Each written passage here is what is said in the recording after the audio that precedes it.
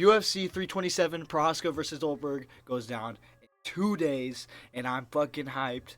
Been a minute since I've recorded a prediction videos, but this card is absolutely stacked. We got Paulo Costa moving up to 205 pounds, facing off against the undefeated Asmat Mirzakhanov. We got the incredible Green Bean, whatever the fuck, Josh Hokit fighting number 4 in the heavyweight division, Curtis Blaydes, and then we got two chinniest fighters. Before that, Johnny Walker versus Dominic Reyes, and plenty other banger matchups.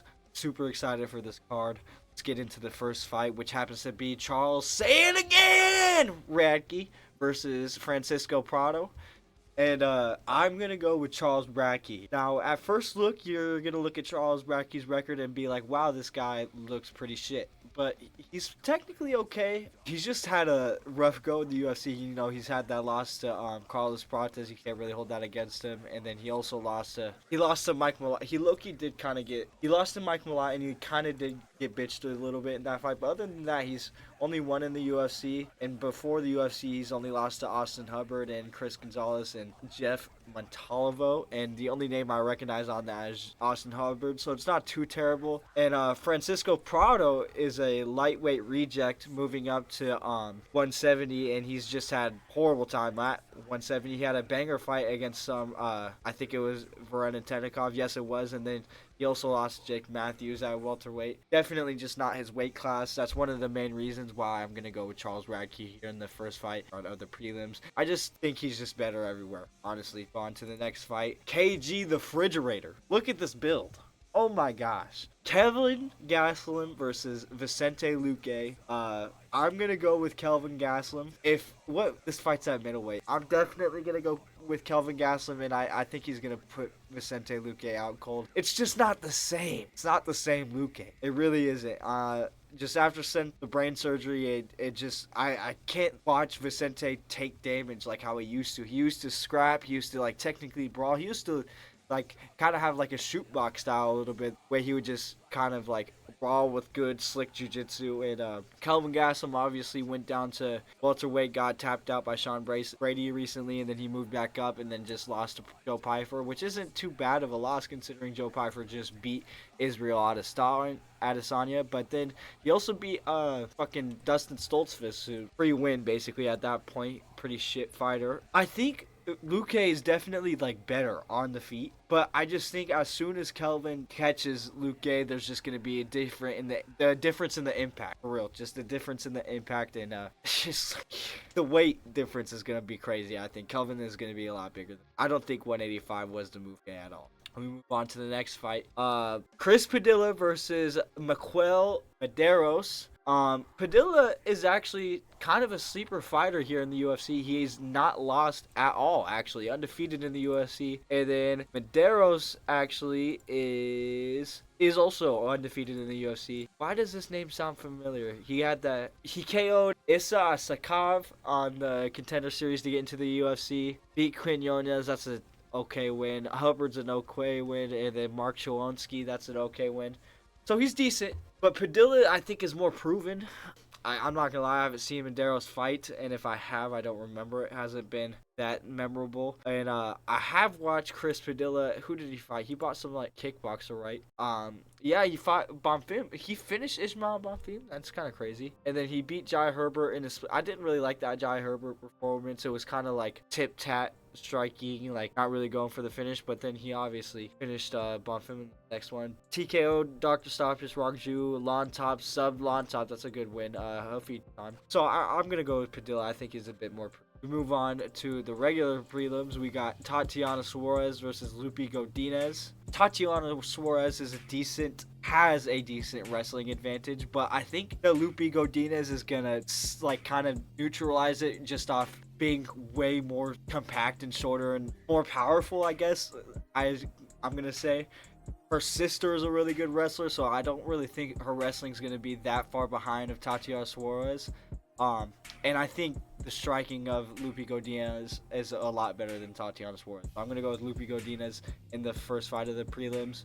We move on to my favorite fight of the whole card, not even kidding. Mateusz Gamrot versus Esteban Ribovic. Esteban Ribovic is my favorite fighter in the whole UFC right now. You get 110% of this dude every single time he fights. But he's fighting Mateusz Gamrot, and I don't really know how Esteban Ribovic's style is going to go against the super pressure wrestling of Mateusz Gamrot. Obviously, in Ribovic's first fight, he fought Loic Rachibov, who beat Al Suwadi and a couple other guys, who was also a PFL $1 million tournament contester.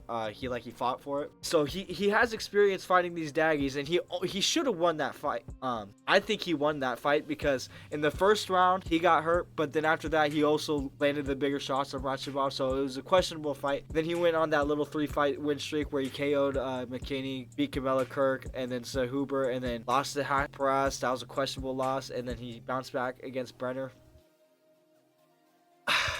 Gamrot's really good. He beat Arman, even though he lost. Really, let's be real. He lost to Arman, but he has a win over him. Just lost to Oliveira. My heart is telling me not to pick Ribovic. I mean, my everything is telling me not to pick Ribovic, but I just got it.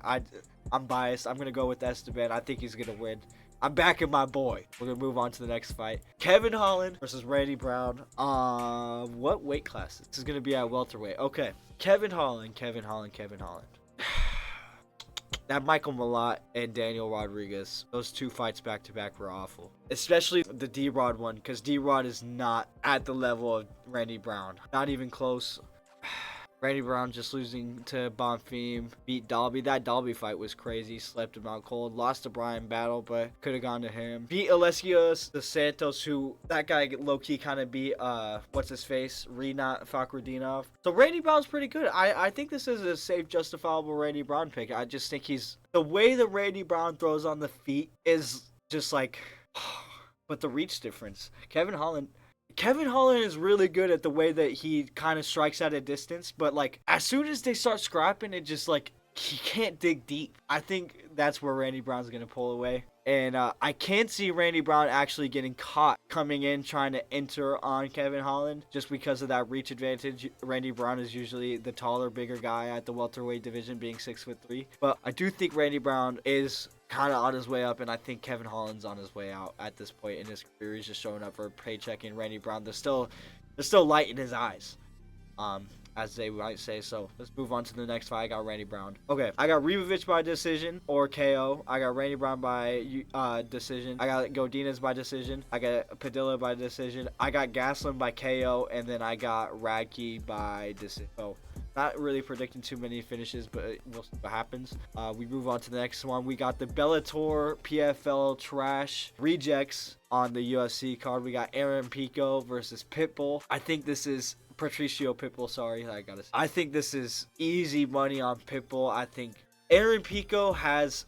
Everybody always says this with him, but he has a highlight reel of sleeping people, but he also has a highlight reel of getting knocked out. There's no way Pitbull doesn't finish Pico here, honestly. If Pitbull doesn't finish Aaron Pico, they cut them both. They're both not even worthy enough to be in the UFC. They're both bums. They're both not going to be champs in this organization. They're not even going to be top 5, top 8, maybe even top 10, both of them. Yeah, I'm going to go Pitbull. It is a good fight, though, as much as I am complaining, but it's just like I feel like we waited so long for these guys from different organizations to be put into the UFC. Why the hell are they fighting each other? Especially Pitbull and Pico. Like, why are we matching these guys up so soon? I don't know. You never know why the UFC works the way it does, but I'm gonna go with Pitbull by first round KO. I think he's gonna put Pico out pretty.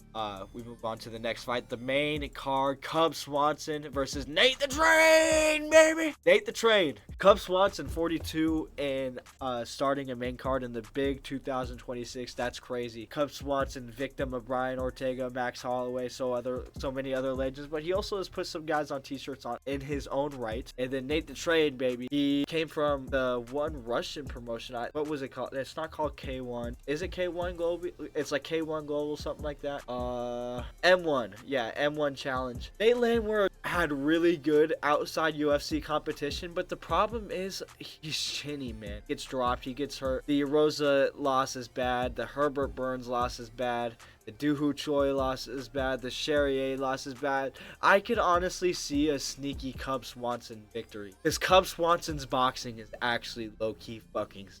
And I just... Nate the Train is a dog. I think there's a cardio advantage on Cub Swanson too. He's been there, done that. It doesn't look like he's fading at all, Cub Swanson either. In fact, I think he's coming off a win, Cub Swanson, right? Yeah, he just knocked out Billy Quarantillo. That is crazy. How long has Cub Swanson been in the UFC? Dude, Cub Swanson has been in the UFC since 2011. That is crazy. How many years is that? 2011. 14 years off the top of my head. I hope that's right. 14 years in the UFC. That is crazy. He's got to be like one of the longest remaining active fighters. And he's fought so many guys outside of the UFC before.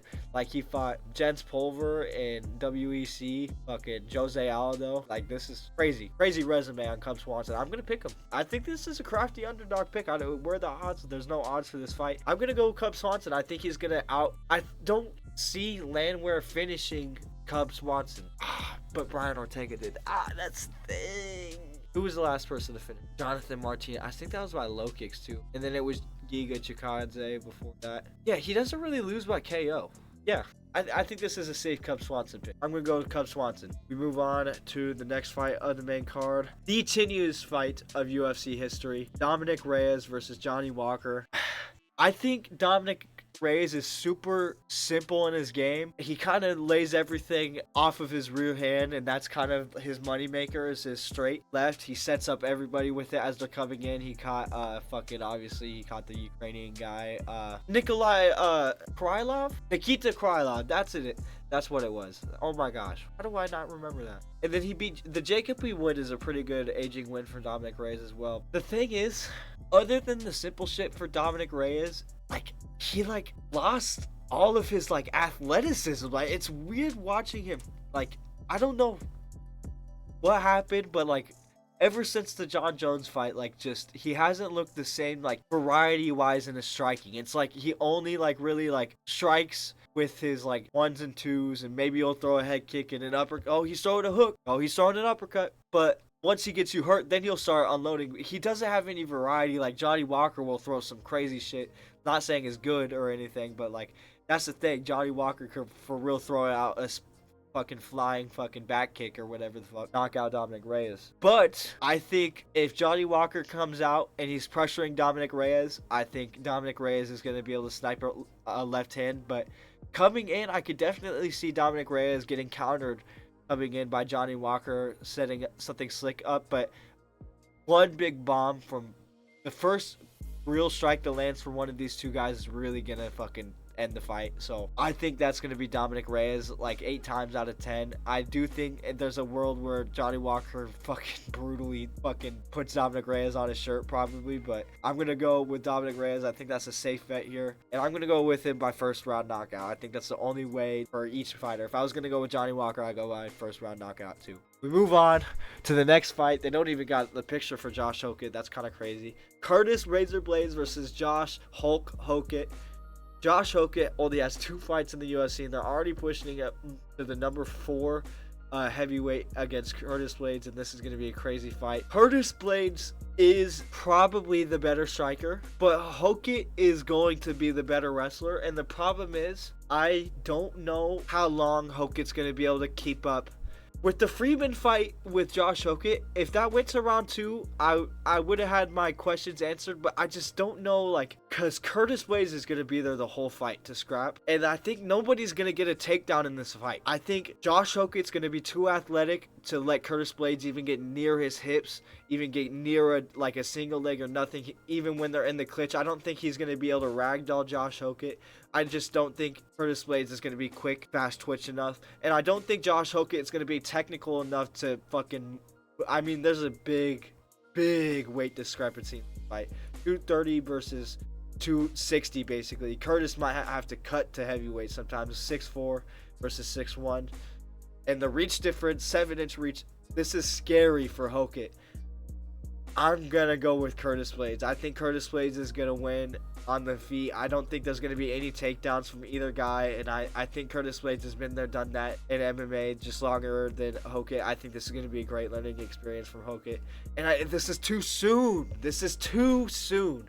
You can't give a guy that's only been in the UFC for 2 fights, Curtis Blaydes, a title challenger. You really just can't.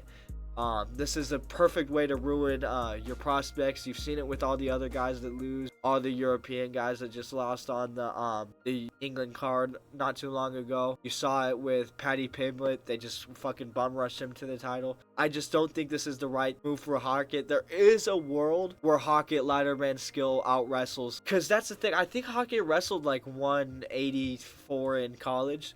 So he definitely is just way better at just pure wrestling and pure grappling than Blaydes. Honestly, that's probably true. It's just Curtis Blaydes has been striking for way longer than Hokit has been in the game for a bit longer. Obviously, with the age 5 against 28. I'm going to go with Curtis Blaydes by... He could finish. I think he could get a 3rd round KO if he really pushes for a KO, TKO on the ground. Maybe he like breaks Hokit and makes him like crumble to the cage and like haka ground and pound TKO finish for Curtis Blaydes. And we move on to the co-main event. We got the 205 debut Paulo Costa, who just fraud checked Roman Kopylov, even though he's already lost. And he's facing the undefeated Azmat Density Maxer Mirzakhanov. And damn, this is such a weird, like, this fight, when it first got announced, I was going with Azmat Mirzakhanov, but like the closer we get and the more cards we've seen where lighter guys have just moved up, I'm picking Paulo Costa, bro. He's better. 185 is a better striking division. I just truly believe that. Every time I've ever picked a heavier weight class fighter to beat a smaller guy based off skill, they've always lost. I'm not doing it again. Paulo Costa, he's moving up the weight class. He's going to be better on the feet. He's used to better technique. He's used to better just prospects in general. And I think Kopylov is a better striker than Mirzakhanov. Honestly.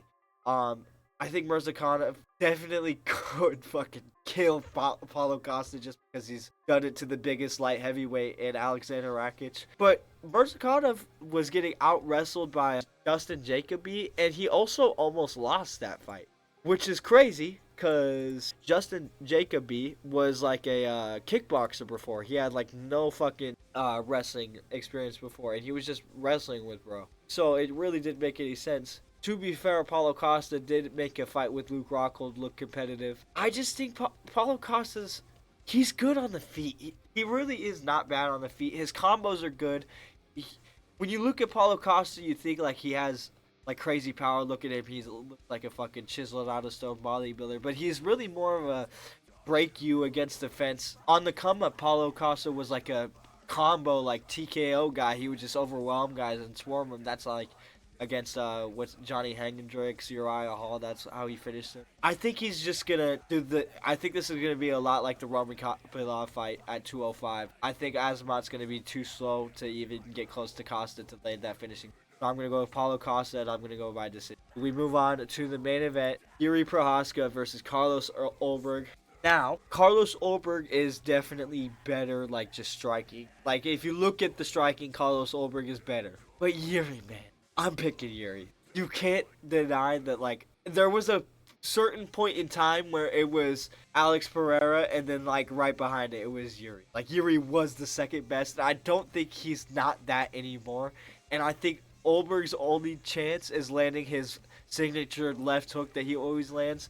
But Ulberg, man, I just don't know what's going to happen when he just fucking gets swarmed. He has that loss to Kennedy Nzechukwu, where he almost finished him and then he gassed out. It's going to be non-stop pressure from Yuri Procházka for 25 minutes, and I'm just not sure if Ulberg is ready for that. I mean, Ulberg does have a really good... Oh my god. This is such a good fight.